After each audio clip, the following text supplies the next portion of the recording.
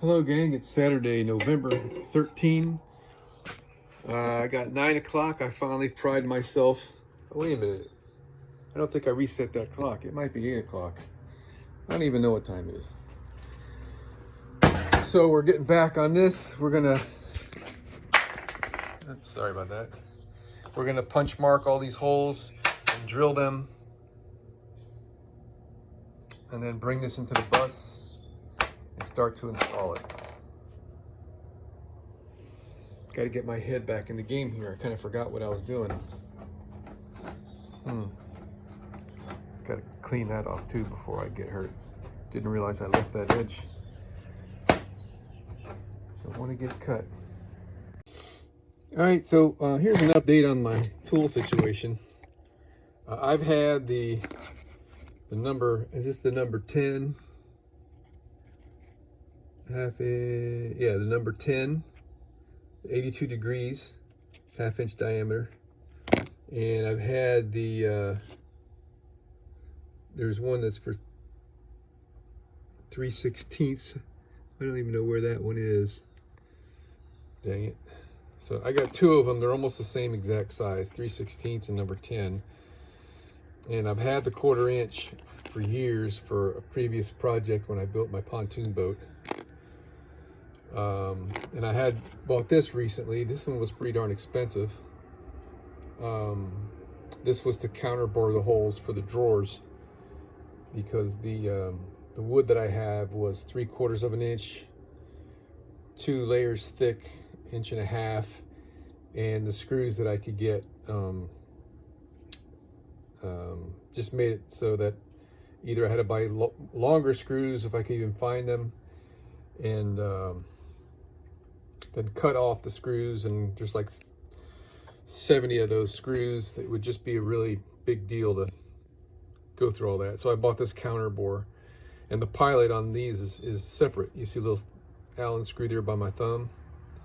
You can change the pilot diameter, so that's a 3/16 pilot. You drill a hole first, and with this tool you set the depth for the however you want it, and a perfect pilot counter bores. Anyway, so I decided finally to spend a few bucks. I got a number 40, number 20, 21, I'm sorry, and a 30. I guess that other one is not a 30. Can't remember what that. A 10 and a 3/16. Right, that's the other two. All right, I'm rambling on. So here's the number 40. The drill you've got to use is a number 40 drill, and it's just a hair bigger than 3/32. So I was using the 3/32 to pre-drill everything else, and I just tried it just to see if it would go, and I drilled this hole out to 3/32, and you probably could force this thing in there with the drill for spinning. It's only a few thousandths of an inch difference, but now it'll just drop right in there. Kind of can't do it with one hand. So I'm going to drill this entire sheet with this number 40 drill bit. Then we're going to go in the bus. We're going to switch to 3/16 and pre-drill the wood. Probably. I'll verify if I'm going to pre-drill the wood. The screws that I bought seem to tap themselves into the wood pretty good by themselves, but we'll figure that out when we get there. First step is to drill all these holes, and I'll show you what that looks like when we're done. Okay, we got some holy metal now. So the first thing I'm going to do is clean my hands and the metal with some isopropyl alcohol and clean paper towels to get the oil off of it, because this is a little bit oily residue on here from just the mill, I guess, and also running my pneumatic drill. You got to put a little oil in the drill motor, and there's some oil mist on everything. So I'm going to degrease this thing first. Then I'm going to come with my vibrator sander, that guy, and just knock off all these little burrs, just for my own safety, really. All these holes are going to be larger by the time I get done countersinking them, so it really just doesn't matter. Then we're going to flip it over And we're going to thoroughly sand the side that the tile are going to go on with that coarse grit paper to give a nice bite for the glue. All right, I'll sand it off. You can see the finish that I've got here. It took a big wad, probably about, I don't know, 20, 30 different paper towels, and I'm still getting a little bit of residue.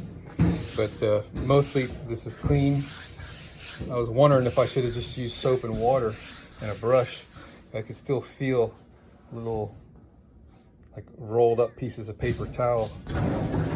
But also want to take a minute and say, you got to be careful cleaning stuff with solvents like alcohol, because they're cold when they evaporate, or they make the metal cold. And I could feel right here that there's some dampness in the metal, versus over here where I started, it's dry and smooth. It's because the temperature drop causes the moisture in the air to condense on the surface. So if you were going to do some painting or something, I've had painting failures and I couldn't figure out why, because I thought I was doing everything so perfect. But I learned it was because I was cleaning with solvents and not giving it ample time for the moisture to evaporate. Now it's starting to get dry. All right, we got our first screw in on the second piece of sheet metal. And the countersink was not set quite deep enough.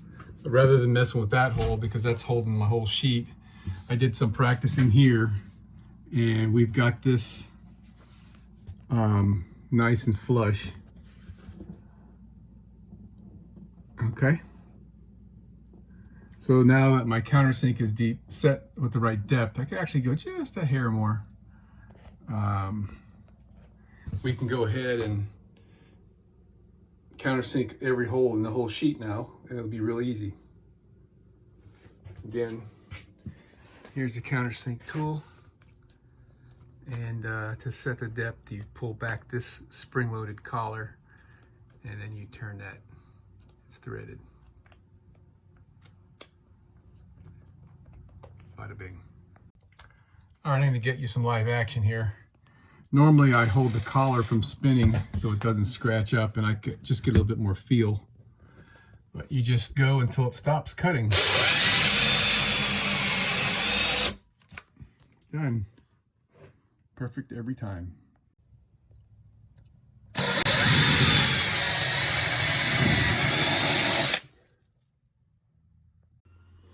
All right.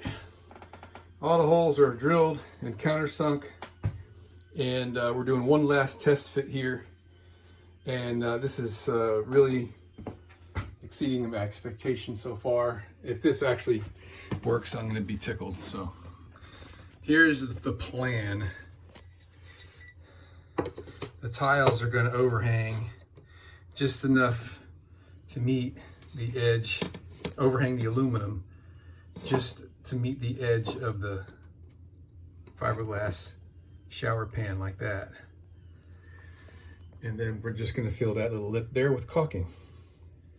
And that should be absolutely wonderful. Now on this side, it's a little different. This is just how it worked out. We're going to tile right up to this little wood overhang that I built into the wall here, kind of like that. And probably end up just using caulking to cover up that aluminum down there. But I'm gonna do my Boy Scout best to actually cut a piece of this down there and glue it in place. I don't think it's gonna be possible because it's too skinny, but that's what we're gonna do, man. I mean, there's probably 10 other things we could do here, but that's the way we're doing it. So now we're gonna pick our pan up. Hopefully this will be the last time I'm moving this shower pan around. And we're gonna take this piece off and that piece off. We're gonna re-clean, vacuum around, make sure we get all the metal shavings and wood shavings off everything here. And we're gonna do our install. Now what I want to do, I want to seal around the 3 holes. You know, also I want to verify also that these holes are lined up. I have to do that. I'm glad I just remembered that, because this hole is oval, because when I drilled the wood I kind of missed, but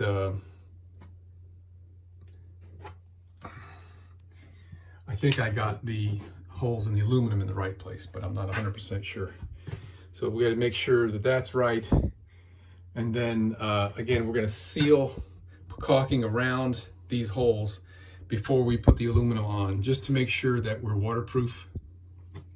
And I'm going to put one bead down the corner before we set the aluminum up in there, so that I'm sure that this aluminum is sealed. And I guess this side too.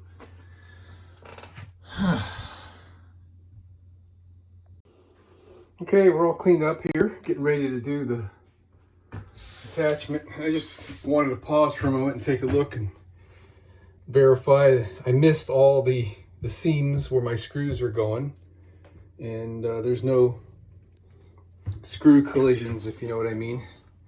So all that worked out great. So a little planning goes a long way there. Same on this side. I noticed just now that I missed countersinking that hole in pre-drilling, which is underneath the hose down there.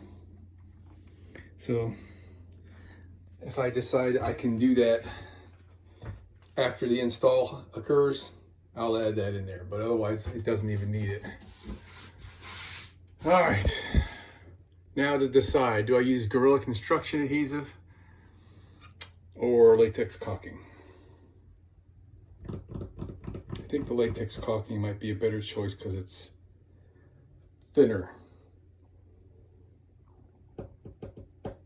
I don't want to run the risk of there being a bulge, because the thickness of the Gorilla Construction adhesive won't allow this to lay as flat as the other areas. Even caulking is going to raise it a little bit, because there's something in between the wood and the aluminum. But I think poly seam seal latex caulking is going to be the choice. It'll be water based. Yeah. And then there's every screw hole. I think what I'll do is seal them after they're in, not as I'm putting them in. I will decide on that as we get moving along here. I think it would be better if I actually put a little dab of Gorilla Construction adhesive underneath the screw, like in the hole before I put the screw in, so it'll seal everything around the hole. But we'll see. Houston, we have a problem. I kind of goofed, man. A couple things are going on here. I went a little bit too deep on my counter sinks, and I kind of forgot myself, being concerned about the strength of the metal. This piece of sheet metal is a 3003 alloy, which is not as strong as this piece of metal, which is a 5052 alloy. And I had some of the screws were just pulling right through.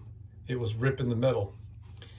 So I'm gonna double screw this sheet, and I've reset my countersink a little bit shallower. Like the screw is still kind of, it's still sticking out a little bit on these extra ones I just put in. And I'm gonna double screw this thing. I mean, you can see it's too deep. So little woman is headed out anyway to get some other things, and I asked her to get me another box of screws. So we'll be okay. I'll probably put extra screws in this wall too, because I don't really have, just like on the edges and around these openings, anything that's an adhesive. And now I'm kind of regretting that a little bit. I probably should have put some thin lines of caulking or Gorilla Construction adhesive on the walls. But I don't know. So we're going to double up on the screws. There's going to be a lot of screws, man. And I think we'll be fine. I just don't want to take a chance at hitting a bump with the bus and the whole freaking wall break off, you know? Okay, so on this sheet, I've went and drilled almost where every screw was. Some of them were fine. Most of them were not. I could see that this is a little deep here on this one. Although when I drove them in, the impact driver was hitting like they were getting really tight, but I'm not gonna take a chance. I think I'll do this one too. Not gonna take a chance on this thing failing. And this one here, I've doubled every screw that needed it. Like that one there didn't need it. Those are fine. It's damn near every screw hole. And now I'm setting the countersink where it's sticking up just about a 32nd of an inch, which the tiles aren't going to go down that far anyway, so I think that's a good decision. All those screws that I put in there with the less deep countersink hole, the impact really was hitting hard with every one of those screws. So I know that's solid. That's not going to go anywhere. But we're out of screws. So when the little woman gets back, we'll put the rest of these screws in, and then we can start gluing tile. Well, that ought to do. I've got close to 300 screws in this thing. And it seems very solid, so it's got to be good enough. I don't know how I could have goofed that bad on the countersink and overdid those. That's pretty embarrassing. But I under countersunk intentionally on these other ones just to make sure that I didn't goof. So the screw heads stick up just a hair, but I think that's going to be a non-issue. So, all right, Gorilla Construction Adhesive. I love the stuff. It's underneath every screw head, and I use isopropyl alcohol. The 90 proof, 91% is a really good solvent. I like using this stuff for a lot of different things, and it works great on the Gorilla Construction Adhesive for cleanup. It does not leave any oily residue, obviously. Mineral Spirits works better to cut the Gorilla Construction Adhesive, but that does leave a oily residue, and since we're going to be gluing tile on these walls, I didn't want to bring any possibility that we're going to have adhesion issues. So now we're going to bond this thing down there, and once that's in, it's going to be in there, baby. So they give you these little pads. I was gonna just glue the edge all the way around, but I guess I'll put construction adhesive on these pads, and that ought to do. I'm gonna double check. I'm gonna lay this down and double check that these pads actually are flush with the other surfaces. I guess they should be. I know that one has to be, because it sits pretty flat. But all right, let me do that. I've already wiped this clean. You know what? I should wipe the floor with alcohol to make sure that we get all the dirt off of there. I think it looks pretty good, man. You know what? I would have gone with tread plate, but that did not pass the management approval.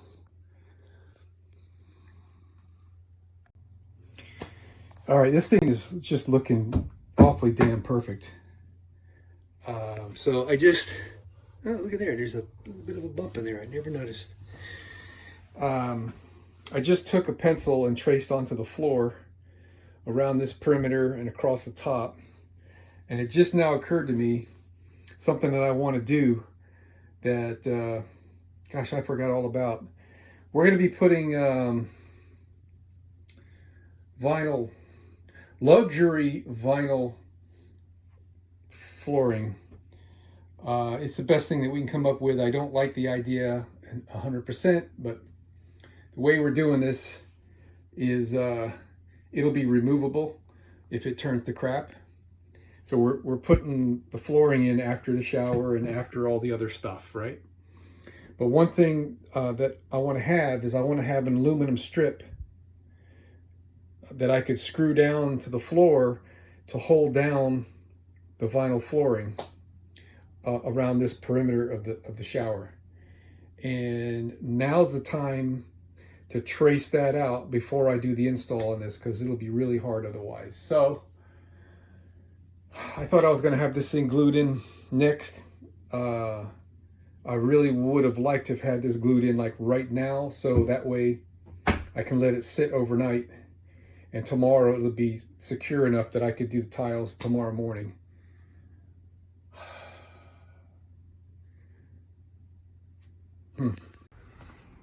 All right, that was easy. I just brought the shower pan in here to the garage, and with this leftover piece of metal, and this is the 5052, the stronger stuff, I put a good scratch in here for the shape of the shower pan, and so we can jigsaw that out any other time. I don't have to work on this now. I just needed to get the shape, so we're going to stick this back in the pile over there and get back to gluing the shower pan in place. All right, just got done squeezing this out. God, it's tough. Stuff is so thick. Here we go.